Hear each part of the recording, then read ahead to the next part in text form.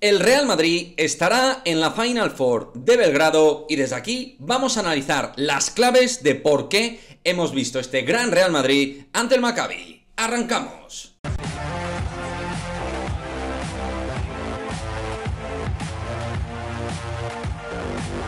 ¿Qué pasa, chicos? Muy buenas, bienvenidos a este vídeo donde vamos a analizar las claves, el porqué de esta transformación de los chicos de Pablo Laso, cómo han sido capaces de tener esa metamorfosis y cuáles han sido los elementos a título colectivo por parte del juego coral del equipo, a título individual por parte de los jugadores y cuestiones, digamos, más intangibles mediante las cuales uno puede entender el cambio que ha tenido este Real Madrid a nivel competitivo, ¿no? Bueno, comenzamos con las claves de lo que ha sido el juego colectivo, ¿no? Que yo creo que al final es lo más interesante y lo más importante. Creo que hemos visto, pues, una grandísima defensa exterior, dos pivots dominantes ayudando a los exteriores, dando consistencia en la defensa interior y siendo netamente superior al Maccabi en el rebote. Ya decíamos que el quilaje y la diferencia de fuerza de Poirier y Tavares podía declinar en favor la eliminatoria. Y obviamente así ha sido. Muchas ayudas de los Tavares y Poirier a los exteriores, pero también viceversa. Hemos visto una grandísima defensa de piernas, manos e intensidad por parte de los defensores blancos. Es decir, decíamos que este año, para ser un equipo candidato a todo, necesitábamos la mejor versión de piernas, manos, músculo y esfuerzo. Y desde luego aquí la vimos en toda su extensión y en todo su esplendor. Muy importante esto a nivel defensivo, lo cual maniató en muchos momentos a un Maccabi donde solo Wilbekin era capaz de mantener una armonía de ruptura ofensiva, de dar la sensación de ser un jugador imparable. Y con Wilbekin solo no daba al Maccabi para ganar a este Real Madrid a este nivel que hemos visto. En ataque, leitmotiv básico: penetrar, doblar y tirar. Hemos sido muy agresivos en ataque y desde esa agresividad mejoran las canastas fuera. Y también eso genera dudas, obviamente, a la defensa con respecto a las ayudas y cómo hacerlas. Obtienes también, por supuesto, canastas más sencillas y desde lo anterior, el concepto defensivo que hemos expuesto, también corres y obtienes bandejas fáciles, mates y puntos extra, bonus extra, que te da también para marcar parciales positivos. Equilibrio dentro y fuera. Creo que hemos visto muchísimo equilibrio en el juego, tanto en defensa como en ataque, y eso al final te permite que todos se sientan partícipes dentro de la elaboración y la construcción del juego en los dos lados de la pista.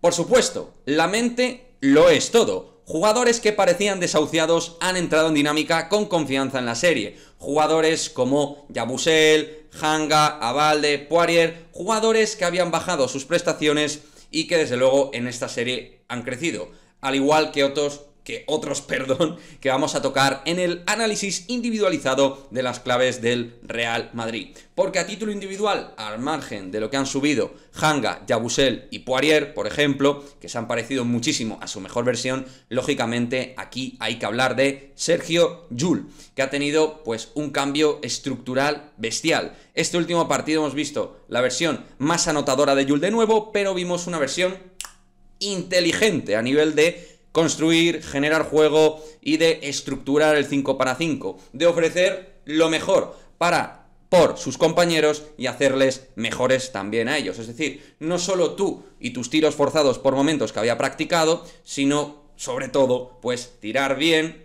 penetrar y hacer jugar al equipo, que al final, pues Llull, si tiene que jugar de base, pues uno de sus axiomas tiene que ser el hacer copartícipe al resto de los elementos del equipo. Y en esto Llull ha estado absolutamente de sobresaliente. Y me alegro mucho verla así de piernas. Y por supuesto, yo siempre voy a querer lo mejor de Llull. Que la haya criticado en este canal no quiere decir que no quiera una versión esplendorosa de Sergio Llull. Ya habéis visto, yo lo he puesto en el quinteto histórico del Real Madrid, de toda la historia del Real Madrid. Pero estaba viendo a un Llull agonizando. Y cuando lo veo agonizar, baloncestísticamente lo digo. Y cuando le veo en modo brillante como en esta serie, pues también lo digo. Excepcional en estos tres partidos en general, Sergio Llull. Williams-Goss y también su Jekyll and Hyde. Nos hemos encontrado con un Williams-Goss que efectivamente sí que se parece al base que vimos en Lokomotiv Kuban, siendo superior físicamente por dentro, generando muy buenas situaciones de beneficio en el 2 para 2, como hacía en el conjunto ruso, jugando muy bien de piernas, amagando y fintando muy bien los tiros, tirando bien de fuera, siendo en defensa un jugador súper solvente. Este es el Williams-Goss que te da para ser un magnífico base suplente de una estrella. Y este Williams-Goss, desde luego, es muy, pero que muy productivo y a mí me gusta mucho. Es un jugador por el cual podía uno tener dudas, pero también yo fui de los que dije que tenía cosas muy buenas que aportar, que había hecho una gran temporada anterior y que era un jugador muy completo, donde nada es sobresaliente, pero es notable en varias facetas. También ha sido muy importante, por supuesto, todas las cuestiones de químicas. Es decir, apartar a jugadores como Hurtel y Tompkins, que probablemente estaban contaminando ese vestuario, pues era una decisión correcta, que luego se ha tomado pues de aquella manera, con leves correcciones o no tan leves, pero donde al final no han participado en donde pues a lo mejor más estaban restando, en lo que tiene que ver con el baloncesto, con el juego. Y desde luego Hurtel estaba demostrando que no tenía nivel y que no estaba practicando un juego para ser base titular en el Real Madrid, que en principio es para lo que se le contrató esta presente temporada. Trey Tompkins no estaba teniendo ni ritmo ni rendimiento, y no estaba aportando nada, y desde luego fuera de la cancha tampoco. Por lo tanto, en estas decisiones también se entiende muchas cosas, y al final también hay que subrayarlas en el buen devenir del equipo.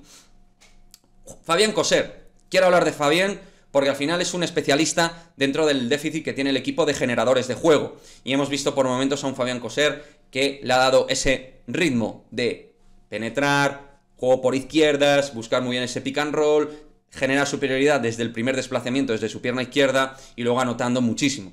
En el segundo partido, en el primero, cada uno en sus niveles, pero también siendo un jugador que generaba desconcierto. Es decir, incluso sin tener que anotar los 21 puntos, pues, o los 20 puntos, pues es un tío que al final, por el perfil que tiene, rindiendo así, es un jugador que te facilita mucho la vida, perdón. Y en ese sentido, además, Pablo Laso en alguna rueda de prensa creo que lo manifestó. La importancia esta temporada, por la estructura de plantilla, la importancia de Fabián Coser. Y en conclusión, pues ya en modo conclusión, es muy difícil saber qué es lo que ha pasado en el grupo, pero tras ver año tras año una química sensacional, una alegría tremenda por parte de los jugadores que se trasladan al parquet, nos habíamos encontrado un primer año de verdad donde el equipo a nivel de químicas estaba absolutamente en modo deficiente. Y no sé si ha sido una barbacoa, no sé si ha sido decirse las cosas a la carita, no sé si ha sido el quitar las manzanas podridas, lo desconozco, pero está claro que el grupo ha hecho labor y trabajo para concienciar y para resucitar un equipo que para mí deportivamente daba una sensación de moribundo tremenda, pero al final esto es el lasismo también. Momentos donde el equipo, no tan muerto como esta temporada, porque ha sido, en ese sentido, la peor temporada, y los números están ahí para refrendarlo, hasta ahora ha sido terrible, apocalíptico por momentos el nivel del equipo, pero en su peor momento, hay que decirlo, han sido capaces de resucitar y sacar su mejor versión, a título, carácter individual y carácter colectivo. Y eso es algo incuestionable, y por mucho que hayamos sido críticos, y yo el primero, desde aquí voy a alabar, por supuesto, el haber cumplido con el objetivo de estar en la Final Four, que es uno de los objetivos que se le presupone a un presupuesto y a un club de la historia del Real Madrid. Y que además en los últimos tiempos hemos estado ahí en la brecha para competir. 7 de 10 Final Fours de Pablo Laso. Como siempre hemos dicho en este canal, con sus virtudes y sus defectos, una auténtica leyenda madridista y del madridismo, y donde esperemos que esta temporada todo concluya de forma sensacional. El camino en esta serie se ha marcado.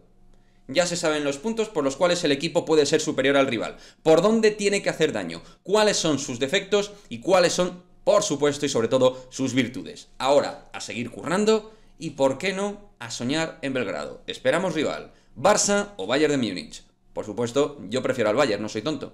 Pero, desde luego, si el equipo cumple con sus axiomas de juego y cumple con sus protocolos para generar superioridad ante el rival, podemos enfrentarnos a cualquier equipo del viejo continente.